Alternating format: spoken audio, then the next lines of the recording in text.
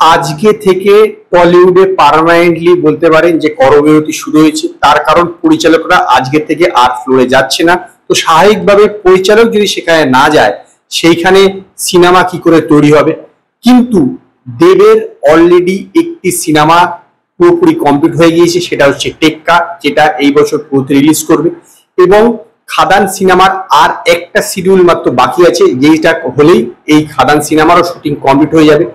আমি এর আগে একটি ভিডিওতে আপনাদের জানিয়েছিলাম যে খাদান সম্ভবত এই বছর রিলিজ হবে, কারণ এর আগে শুনে যাচ্ছিল যে খাদান পরের বছর যে ঈদের দিনকে রিলিজ করার প্ল্যান ছিল। কিন্তু ঘটনা হচ্ছে, দেখুন প্রতি বছরই দেখবেন ক্রিসমাসের টাইমে বা বড়দিনের সময়তে অতনু রায় চৌধুরী প্রোডাকশনে সিনেমা আসে।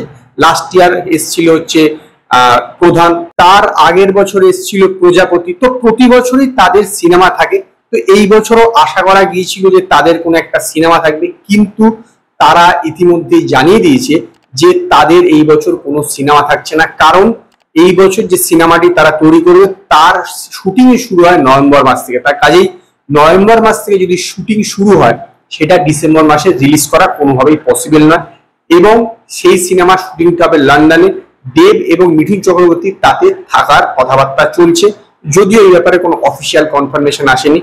তো এই যে ফাঁকা সময়টা, যে সাধারণত দেবের পুজোতে, বড়দিনে বা বড় যখন কোনো অনুষ্ঠানে ইসে থাকে বা উৎসব থাকে বা 15ই আগস্ট কোনো না কোনো সিনেমা দেব রিলিজ করে। নর্মাল ডেতে তো দেবের কোনো সিনেমা রিসেন্ট টাইমে রিলিজ হয়নি প্রায় 5-6 বছরের মধ্যে।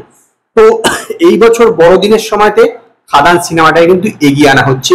খাদান সিনেমা এই বছর বড়দিনের সময় রিলিজ করছে, কারণ আগে যেটা ছিল যে ঈদের রিলিজ করবে, যেহেতু এখানে এই সময় কোনো সিনেমা নেই, তো খাদান সিনেমাটা রিলিজ করে দেওয়া হচ্ছে।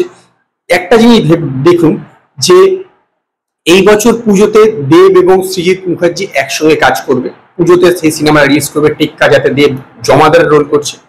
আবার দেবের খাদান আসছে বড়দিনের সময়, সেই সময় এসবিএফ প্রোডাকশনে সৃজিত মুখার্জি পরিচালনায় একটি সিনেমা আসতে চলেছে, যাতে পরমত ঋত্বিক চক্রবর্তী এরা থাকছে।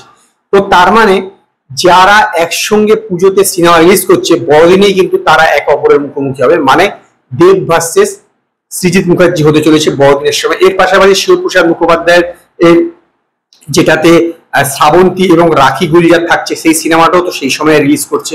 আবার পুজোতে যেরকম বহুরূপী আসছে, মানে এই যে তিনজনের একবার যেরকম পুজোতে আসছে তারা তিনজন একসঙ্গে, আবার সেরকম বড়দিনের সময় আসছে।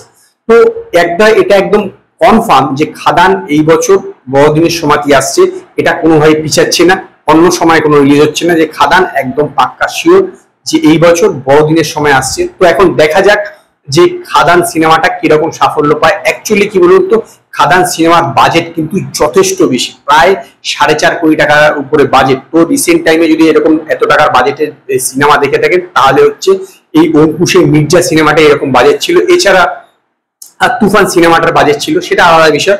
কিন্তু মানে ভারতীয় ছবির মধ্যে যদি বাংলা ছবি দেখে থাকে, তাহলে কিন্তু মির্জা বাজেট ছিল, সেখানে কিন্তু মির্জা সেটা রিকভার করতে পারেনি। তো এখন দেখা যাক যে খাদান সেইটা করতে পারে কিনা। তো আজকে এই পর্যন্ত। যদি আপনাদের ভিডিওটি পছন্দ হয়, ভিডিওটিকে লাইক করুন, কমেন্ট করুন, শেয়ার করুন, আর নতুন আপডেটের জন্য আমার চ্যানেলকে সাবস্ক্রাইব করুন।